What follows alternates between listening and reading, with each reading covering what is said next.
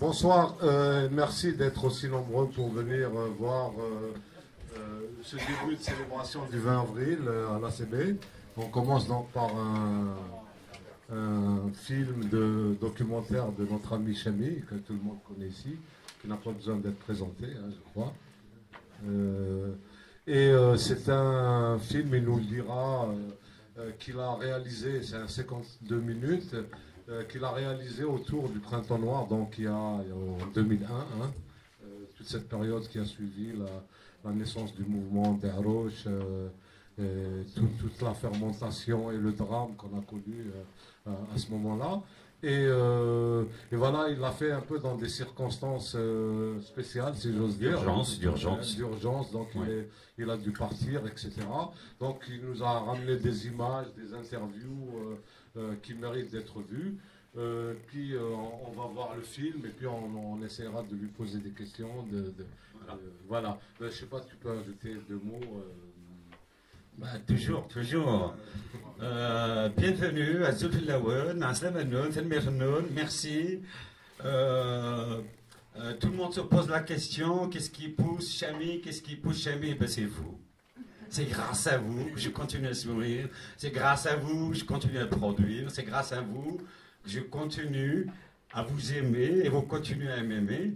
Et je suis ravi que vous soyez là. Et j'espère que nous allons continuer un long chemin ensemble. Quelques mots. C'est un film que j'ai produit moi-même qui m'a coûté 400 000 francs, c'est-à-dire 40 millions de centimes. On m'a braqué 5 fois. Alors, avant de partir, on faisait des réunions ici à Paris que je présidais. Au bout d'un moment, je me suis aperçu que la réalité est sur place, donc je suis parti sur place, j'ai filmé sur place, j'ai pris des risques sur place. Pour moi, posez-vous autant de questions que vous souhaitez à l'infini. On ne peut pas s'en sortir sans la création, l'imagination, la production. Tout le reste, c'est peine perdue. Bon film, et à tout de suite. Merci.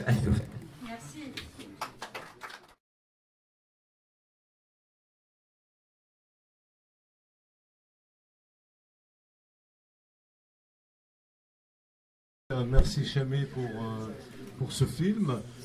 La réalisatrice n'est pas là, je crois, non. Parce qu'elle mérite aussi le remerciement. Absolument, Lilia.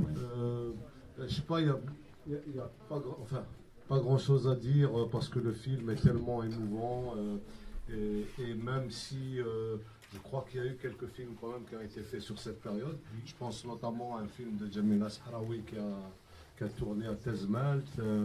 Un peu sur les jeunes, etc. Il y a eu quelques films comme ça, mais la particularité de ce film, c'est que d'abord il est tourné de l'intérieur, c'est-à-dire c'est un regard de l'intérieur, et puis je ne sais pas, vous avez eu de la chance, la réalisatrice et toi, parce que vous êtes tombé vraiment sur des personnages très forts qui arrivent effectivement à faire passer ces messages au pluriel kabyles qui donne le titre au film. Janine me disait là qu'elle trouvait le film très fort. Enfin, je trahis un peu ta pensée, parce qu'elle me dit comment ça se fait qu'un film comme ça on ne le voit pas ailleurs, etc.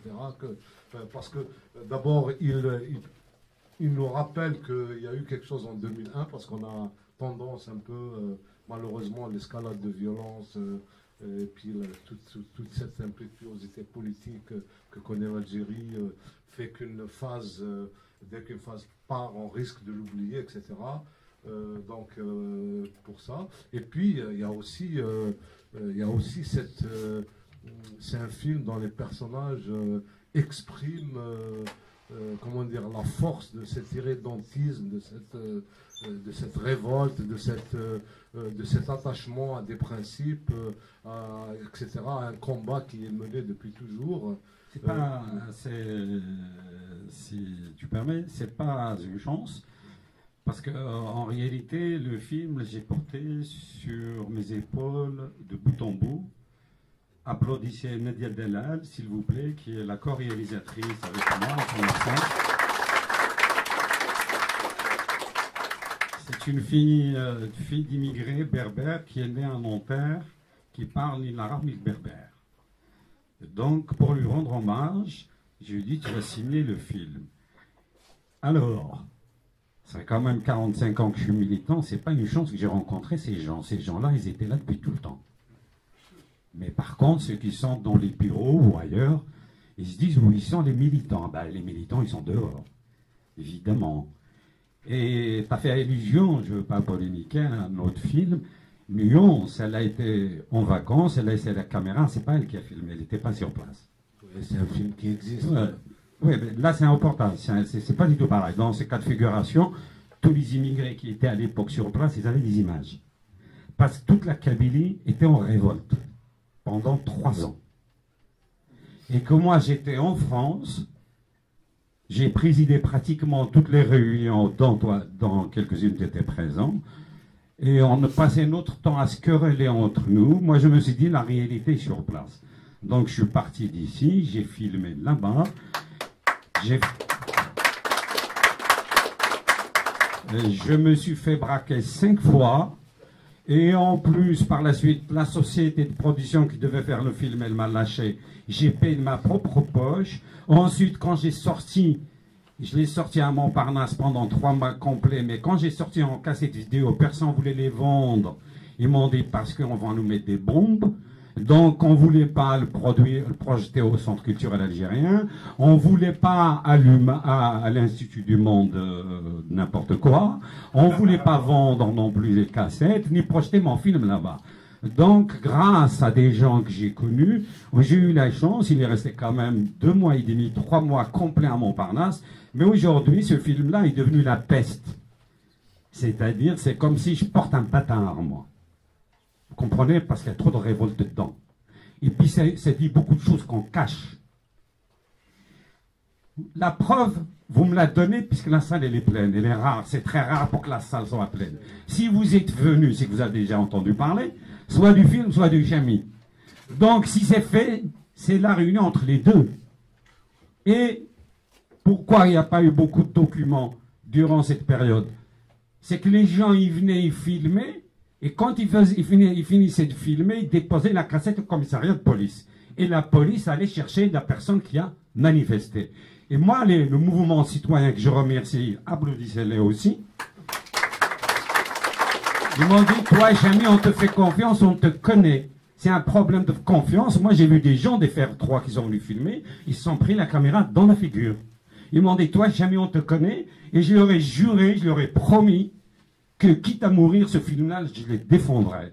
Et quand le film, il est fini, monté, j'ai été voir Berbère Télévision, j'ai pris mon billet, je suis retourné à mon village, je l'ai appelé, je dis, tu le passes. J'ai vu ce film-là, où j'ai démarré la caméra, comme vous, avec vous, je l'ai vu là-bas avec eux. J'ai pas fait le lâche. Et quand je suis passé à la douane, ils m'ont dit, chapeau, tu nous as eu. Voilà. Donc, c'était très facile de faire le film, je le fais passer à la télévision et je reste ici. Non. Je me suis dit, s'engager, je m'engage avec eux jusqu'au bout. Donc ce film-là, il est passé, que la première fois qu'il est passé à Berbère Télévision, j'ai été avec les gens que vous avez vus dans la télévision. Ils m'ont dit, Jamy, toi au moins, bravo, chapeau, parce que quelqu'un d'autre, il va venir, il va filmer, il va nous le balancer à la télé, il ne reviendra plus jamais. J'ai dit non. Il vous tue, il me tue. Et rassurez-vous, je suis bien content et bien souriant. Je l'ai rentabilisé parce que je suis un battant et j'en ai fait d'autres. J'ai fait un autre documentaire sur les Abralis et chaque année je fais 2-3 livres parce que moi j'y crois, je suis un passionné, on s'y trompe pas. La preuve partout, je vous remercie infiniment. La preuve partout où j'y suis, vous me suivez. Applaudissez-vous vous-même, pour vous-même. Vous savez que je monopolise la parole, alors je les imposerai parler, vas-y. On va faire circuler un micro si tu veux.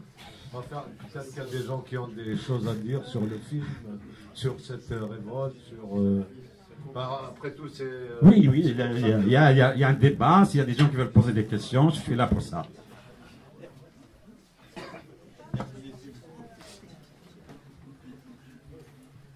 Azul Chamion. Azul Filek. Au mon nom Younes. propre, je dis Northern Mertic parce que ce documentaire est basé sur des faits réels. Donc ce n'est pas un truc cinématographique où on laisse l'esprit s'évader pour se reposer. Chami, à travers ce documentaire, nous a ramené un témoignage direct. Et moi qui connais le terrain, pour parvenir à courir l'Algérie au moment de ces manifestations d'honneur, je m'incline devant ton courage. Merci. Et je m'incline devant ton travail et je te dis chapeau et vive les libertés. Merci. Et merci aussi pour notre journaliste à Asper. Et merci pour vous tous. Juste, j'appelle et j'interpelle. Il est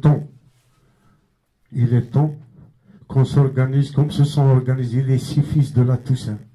Il faut qu'on parcourt l'Algérie à gauche, à droite. Mais nous faisons la région. On peut organiser une organisation secrète et sortir. Et le moment des élections est opportun pour unifier l'Algérie et faire le Mefnoun. Merci. On va recueillir plusieurs réactions. Vas-y, fais ton travail. Tu me le facilites, le travail. Ouais, je te fais la transition.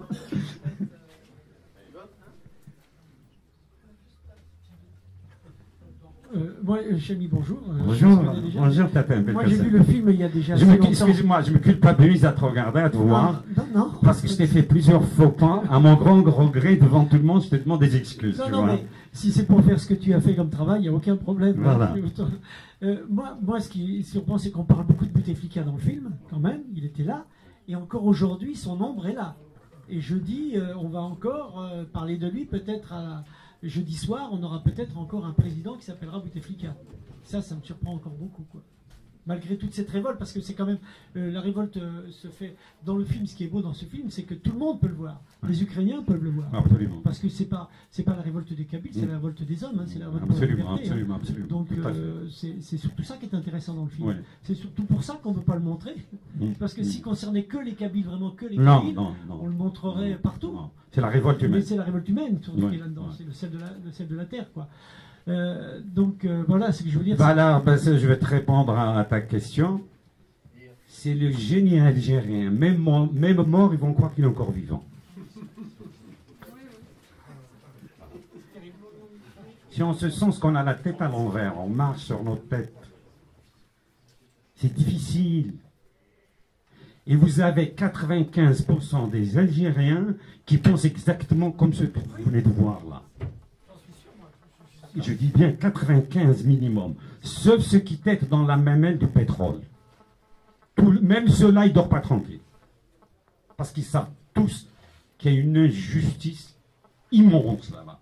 Et que nous, autant que nous sommes dans l'immigration, nous avons tous une part de responsabilité parce que nous devons œuvrer, créer, produire et s'unir davantage. S'unir pas pour discuter, s'unir pour travailler. On voit un chanteur qui a du talent, il faut l'aider. On voit un poète qui a du talent, il faut l'aider. On voit un commerçant qui nous représente bien, avec une bonne aventure, on va lui remplir la salle. La citoyenneté, être digne, c'est multidimensionnel. Et nous, notre devoir dans l'immigration, il me semble, on a failli. Ça fait plus d'un siècle que nous sommes là. Logiquement, avec tous les commerçants que nous avons ici, on devrait faire le minimum un documentaire par an, ne serait-ce que pour rendre hommage à ceux qui sont morts en 14-18, 39-40, dans les mines, dans les usines, et aujourd'hui ils sont dans les foyers ou dans les réserves en Kabylie. Parce que c'est devenu des réserves d'immigrés.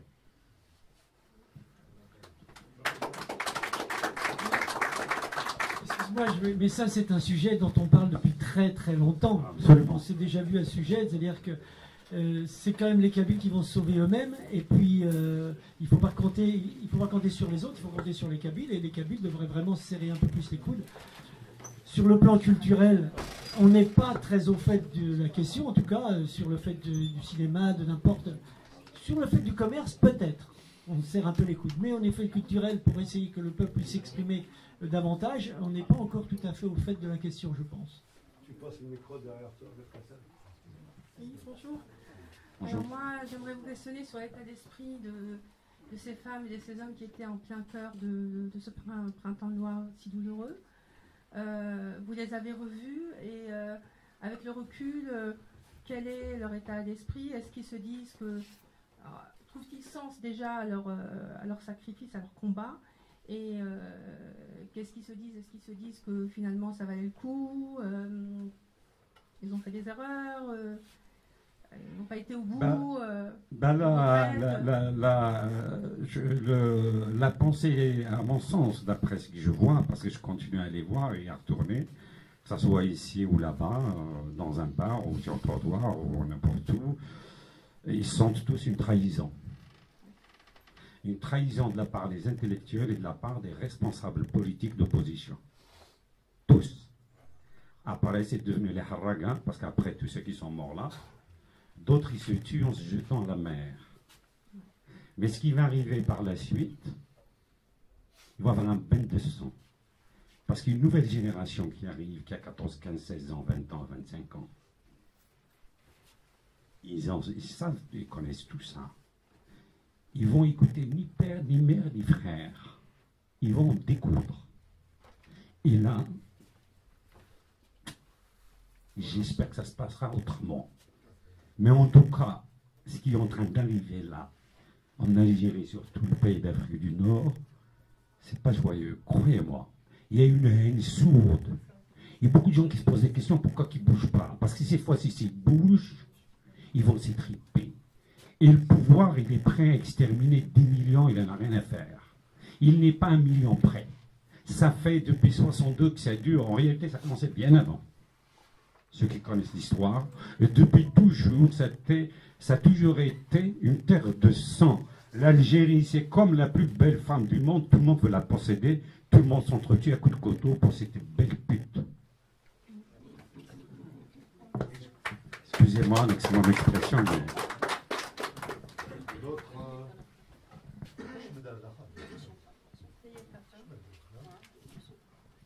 D'autres réactions? Oui.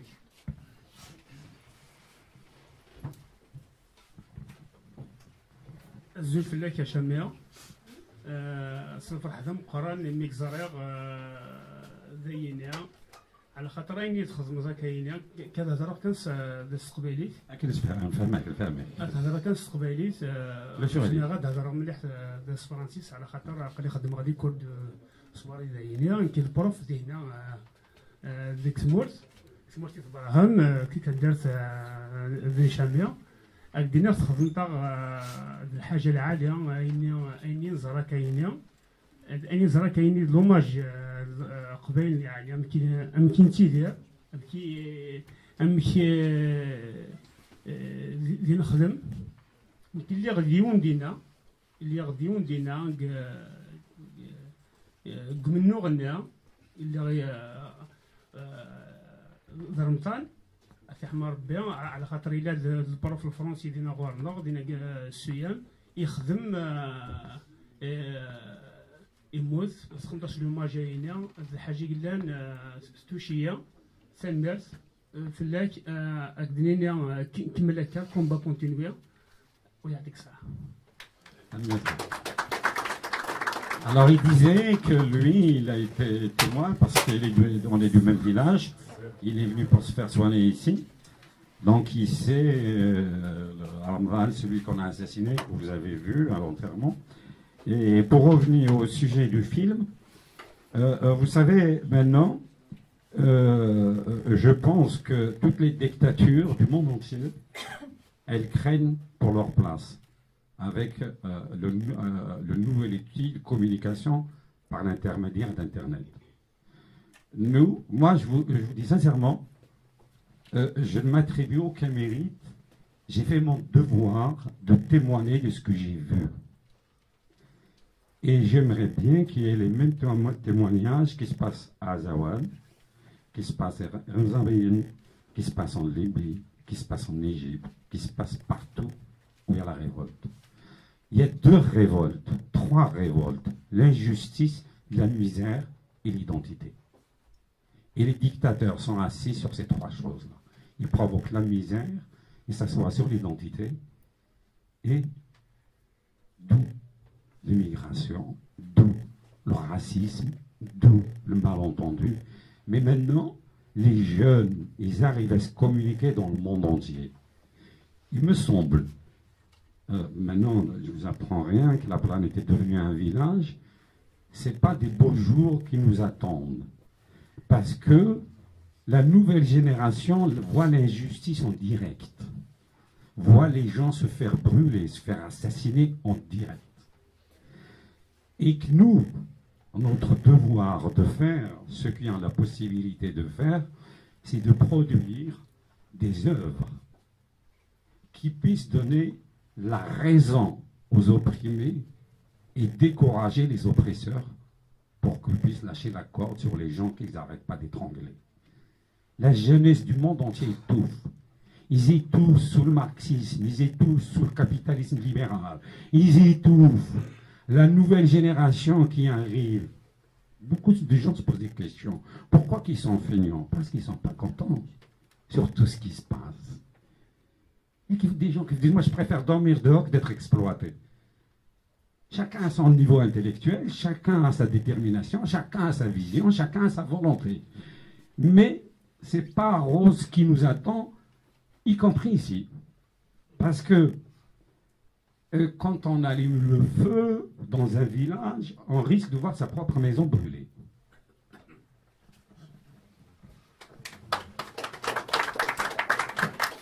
Alors, d'autres réactions? Alors, moi, j'ai deux critiques à te faire. Maintenant qu'on a dit toutes les gentillesses, on va faire les critiques. Oui, vas-y, je volontiers. Sur le film. La première, c'est cette idée qui a été émise d'ailleurs par le mouvement citoyen à l'époque, d'empêcher les gens de chanter. Il y a eu tout un mouvement à ce moment-là qui empêchait les gens de chanter sous prétexte que on était en deuil, donc il ne faut pas chanter. Là, c'est vraiment considéré que la chanson, ça sert juste à la fête. Or, la chanson, c'est aussi, c'est pas à toi que je vais l'apprendre. Moi, je ne me sens pas concerné par rapport à ce film, il n'y a pas de ça. Non, mais ça a été dit. Ça n'engage que, oui. Mais moi, j'ai donné là. Ça n'engage que. Tu es bien placé pour savoir que la chanson, c'est aussi une arme de combat et que, à travers le monde, il y a des chanteurs qui ont été assassinés, etc. Donc, c'était une idée qui, à mon avis, oui, vous permettez, je finis et puis. Ça, c'est la première chose. La deuxième chose concerne une phrase que tu as prononcée à la fin, où tu disais que une sorte de vœu pieux comme ça, que j'aimerais que le bon sens, oui. Voilà. Or, malheureusement, s'il suffisait du bon sens, on est dans une question politique, et dans les questions politiques, c'est les rapports de force, c'est des acteurs, des rapports de force, etc. C'est pas les bons sentiments qui évidemment, parce que dans toute œuvre, dans toute révolte, dans toute action, fonction, s'il n'y a pas d'espérance, il est inutile de l'entreprendre. Oui, non, mais c'est pas l'espérance. Pour moi, l'espérance, je veux dire, c'est la preuve est faite que j'ai fait ce documentaire, que j'ai pris des risques. Et que je continue à espérer que ça irait mieux. C'est une évidence. Parce qu'à travers une musique, ou à travers un film, ou à travers une poésie, c'est un double tranchant. Soit elle vous sape le moral, vous êtes abattu, soit il vous remonte le moral. Ce qui me concerne, je pense, le fait d'avoir fait ce film de cette façon et écrit le texte à la fin moi-même, ça donne envie de se battre, ça donne pas envie de baisser la tête. Et en ce qui concerne l'espoir, c'est ce qui fait vivre. C'est pas l'espoir que je porte, c'est du bon sens. Hein. Le bon sens l'emportera, parce que après on a des extrémités, parce que même de deux côtés, que ce soit de l'opposition, peu importe, le bon sens, je parle pour tout le monde. C'est-à-dire, moi je préfère que les gens se battent, qu'ils se jettent à la mer. Au moins, si j'en ai marre, je me jette à la mer, j'emporterai quelqu'un avec moi, il y en aura un moins de connards de moins. Au moins, c'est ça le bon sens. Vous savez, même en Occident, on se rend bien compte aujourd'hui, après la chute du mur, etc., que les pizzas arrivent beaucoup plus vite que la révolution. Voilà. Oui.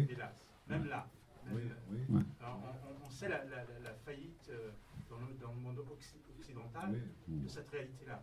Et évidemment, que la génération à venir, la mémoire, ce n'est pas la commémoration.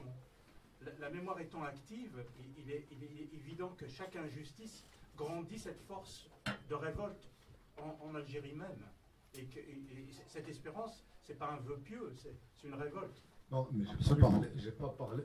C'est pas l'espérance que je remets en cause, qu'on me comprenne bien. Ce que je dis, c'est la politique est une question, je vous apprends rien, de rapport de force. C'est pas une question de bon sens. On ne va pas se réveiller demain en se disant ah oui, peut-être que le bon sens voudrait que je cède le pouvoir. Ça se passe pas comme ça. Le bon sens, ça c'est une évidence. C'est tout ce que je veux dire. Une évidence. Je ne remets pas en cause mais je dis qu'on n'est pas dans une. Qu'il y a la logique militante, etc., qui peut aller sur les bons sens, etc. Mais il y a aussi la dialectique qui veut qu'on analyse les choses de façon un peu plus complexe. Le bon sens, je maintiens, que ce soit par l'oppressé comme l'oppresseur. Parce que qu'est-ce qu'on dit chez nous, c'est ça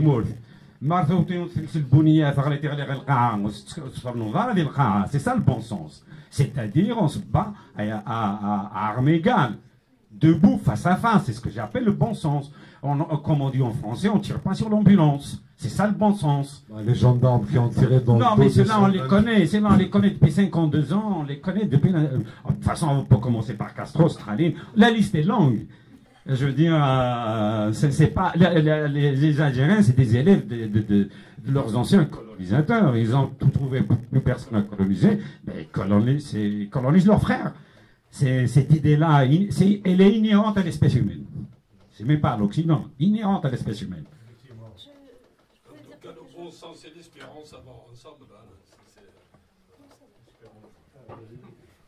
Je voulais dire que d'abord, je voudrais apporter un petit élément. Je travaillais à la Cinémathèque pendant les événements de Kabylie et le directeur de la Cinémathèque à Alger avait ouvert les portes à des jeunes qui avaient filmé avec leur portable, avec tout ce qu'ils avaient sous la main, les massacres des jeunes en Kabylie. Et il avait ouvert les portes et ils ont projeté leur film dans la petite salle de la Cinémathèque. Et ça a failli dégénérer parce qu'il a été limogé donc, très vite. La nuit, on lui a annoncé qu'il allait être limogé. L'Arrache, ils se sont organisés, ils ont dit on va venir bloquer les grilles de la Cinémathèque, ils n'installeront personne. Et les pétitions se sont mises à pleuvoir de partout.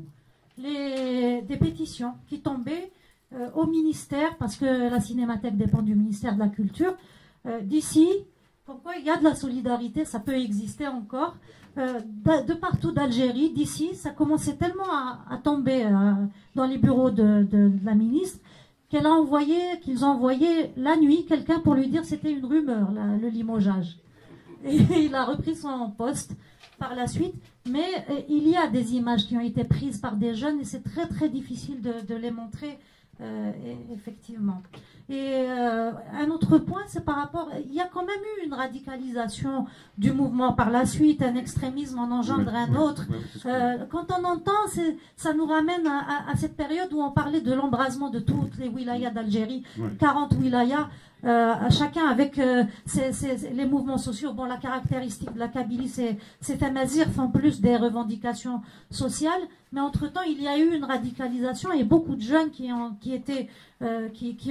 eu des membres de leur famille tués sont entrés dans la logique de Amazir, la Kabylie, le peuple kabyle, et ça a été la création du mouvement pour l'autonomie de la Kabylie.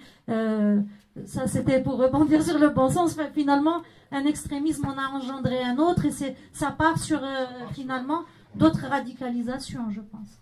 Tout à fait, tout à fait. Et vous savez, on peut dialoguer à l'infini.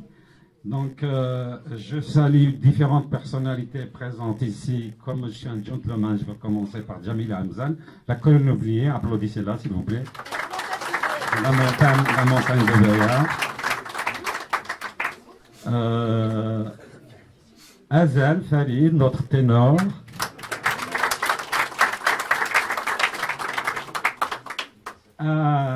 Azri, notre modéliste. notre bijoutier, notre artiste. Belkacem Tatem, réalisateur. Je vais continuer dans la réalisation Younes Boudaoud qui nous a fait, vous savez, qui nous a fait un film Aqlar Nourad, mais c'est lui qui a fait le succès avant. Ma mère m'a dit. Je veux continuer aussi, je vais signaler un ami, quelqu'un que j'apprécie beaucoup, l'Akhdar Senen, un grand chanteur, une belle voix, que je salue chaleureusement. Merci de ta présence. Et je veux continuer dans l'ordre, comme ça je vais essayer de n'oublier personne. Monsieur Majid Bourklin, qui fait partie d'un des acteurs qui essaie de faire quelque chose à travers les pétitions pour la reconnaissance tamazight, etc., etc. Et juste à côté de lui, un jeune d'âge et un vieux militant, et Majid Soula, que beaucoup de gens connaissent, Rachid Mameli, je pense que c'est le plus ancien percussionniste sur la place de Paris. Tahar Boudjelil, grand producteur des Chérifs, à qui on rend hommage. Et je continue, nous avons parmi nous, et quel plaisir, et là il ne veut pas que je le dise, celui-là, Youssef Zirem,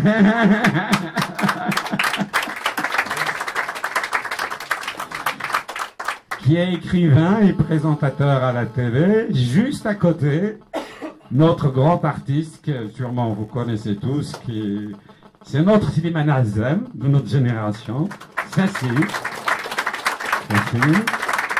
Et je continue. Rappelle-moi ton nom, s'il te plaît, honte à moi. Monsieur Rabia. Monsieur Rabia, Zouker Rabia et madame. Et je remercie aussi mon ami Azqin Tarf, qui me reçoit tout le temps avec élégance et courtoisie, qui me laisse la parole.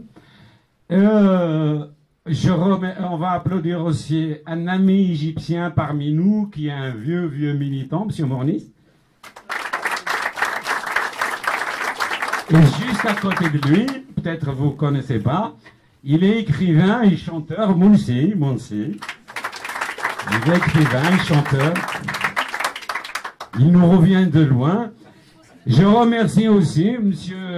Animish, les éditions Nuit du Musique, qui est parmi nous, et qui a fait pratiquement la deuxième carrière de Slimane Azem. Et parmi nous aussi, il y a un acteur culturel qui s'appelle Rezré, qui travaille chez Virgin et qui fait tout son possible pour encourager l'autre chanson d'une manière générale. Et hélas, Virgin a déposé le bilan bon, mais elle continue son chemin. Et je remercie tous les amis un par un et merci infiniment d'être venus. Maintenant, on va boire un verre.